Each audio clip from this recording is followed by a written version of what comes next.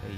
Hello po guys. So nandito na naman po yung ating YouTube channel ko. So ngayon pala guys ay ito na po yung part 2 na video natin. So ayan po sa may multiply. So ayan po. So ngayon pala guys ay kasi gaganin na sa isa kong video na part 1 na sinagutan natin to. So ayan po. So ito na guys. So number 3 na tayo guys. Number 3. So ayan po. So ito na guys. So 40 times 24. So ayan po, 40 times 24. So ito, unahin ulit natin ang ones place. So 4 times 0. So 4 times 0 equal 0 pa rin. So ayan po, 0 ilalagay natin dito sa may ones place ang 0. So ayan po. Tsaka pagkatapos na natin i-multiply yung yung 4 kay 0 kay 4 ulit. So 4 times 4 equal 16. So ilagay natin dito yung 16. So ayan po 16. So naging 160 na. So ayan po 160. So hindi pa tayo tapos. Yung itong 2 i-multiply natin kay 0. So ayan po. So hindi 0 pa rin ang sagot. 0. So ayan po 0. Tsaka so tapos na tayo kay 0. Kahit nasa 2 pa lang tayo. So yung 2 i-multiply na natin kay 4. So hindi 80. So wala na palang carry yun na. Wala nang carry yun.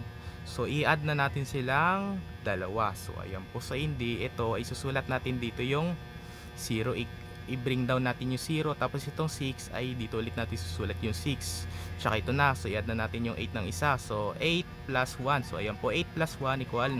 So ayan po. So ang tamang sagot natin ay 960. So ayan po. 960. So ito na guys. So 40 times 24 equal 960. So ayan po 960. So check na to. So ayan po. So ito na guys, kasi dahil nakatatlo akong check, so isusulat pala natin dito yung 3 over 3. So ayan po. Kasi yung sa isa kong video na ano ba to, na isinulat natin yung bagsak, pasado, perfect. So ibig na sabihin nito na sinagutan natin ay perfect to. So ayan po. So isulat natin dito yung perfect. So ayan po, perfect. Tsaka masayang mukha. So ayan po. So alam mo ba guys kung anong subject yan? So hindi math. Kasi math yan eh. Math. Math. Ayan. Math yan. Matalino rin ako sa math eh. So yan po guys. So dito na lang patatapusin yung video vlog natin ngayon. So like and share and subscribe mo ko guys para lagi kayo updated sa susunod kong video na in-upload. Kasi may nakita pa tayong isang na na hundreds place na. So hundreds place na yung multiplication. So ayan po. So na 3 digits by 3 digits na yung yung multiplication. Tsaka meron pa talagang 4 digits by 4 digits na multiplication, pero hindi na natin yun kaya sagutan. Tsaka nabubulol pa tayo.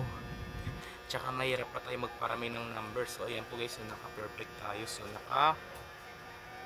bilugan pala natin, bilugan. Ayan, perfect.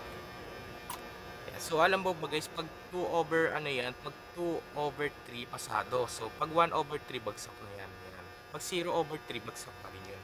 Ayan, pa yun lang.